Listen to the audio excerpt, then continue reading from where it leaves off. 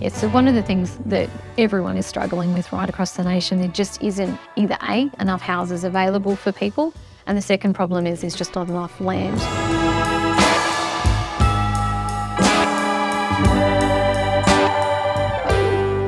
I'm Dr. Tanya Bell, CEO of UTurn, and UTurn is an organisation that's based on the Sunshine Coast. Our primary objective is to support vulnerable people in our community. We also have mental health services across 5 different Headspace centres, and we also provide the only national program around suicide bereavement support called Standby. We're a charity organisation that was started way back in 1989. In the early days, they were supporting maybe 5, maybe 10 young people in a really, really good year. Fast forward to more than 30 years now, where last year we supported almost 10,000 people. It's a really important service that we provide to our communities right across South Queensland. As an organisation that has housing and homelessness as one of the kind of key pillars of the work we do, we're always looking for innovative solutions. We saw our very first tiny house way back in 2019, and we walked into one of these tiny homes, turned to each other and went, "We need these. This is perfect. This is exactly what we've been looking for."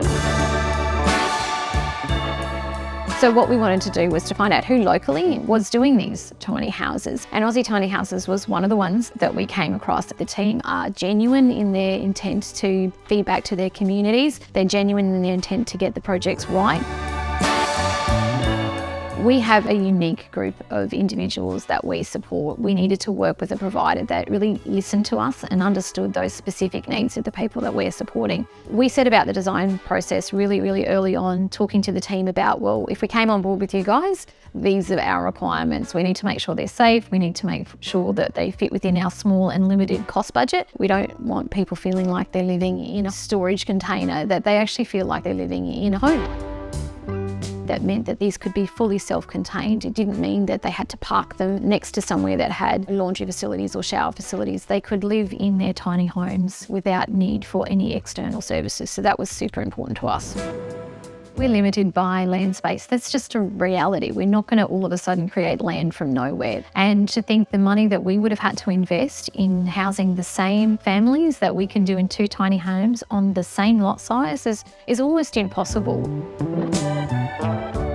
Might not be what everyone traditionally thinks about when you think about, oh, we'll put people in houses, but they have everything that people need and probably more than if you're living in an apartment or in a shared accommodation service. They're certainly well appointed, and you can create a sense of community in an already existing space. You don't have to put tiny houses in the middle of nowhere. They can integrate into already well-established communities, fill a nice niche, and still make people feel like they've got a little place to call their own. What do I believe?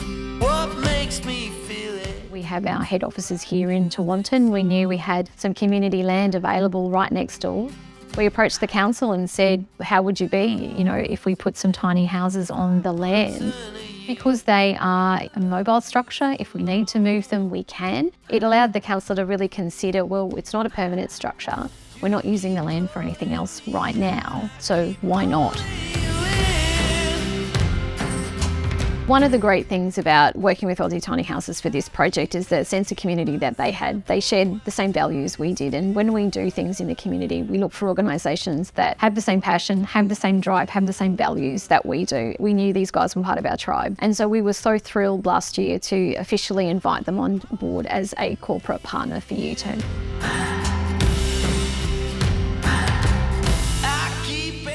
We couldn't have done this without the community.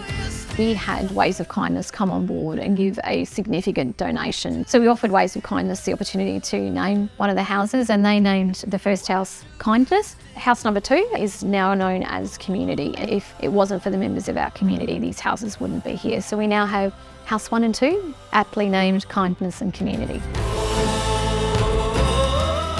If you're going to embark on a project like this, find your tribe, find people that share your values. Aussie Tiny Houses absolutely do. And I think that's really important because these things never go to plan. What you want is someone that will listen to you, work with you, step up above and beyond what's required to make these houses a reality. I couldn't recommend Aussie Tiny Houses more in that regard.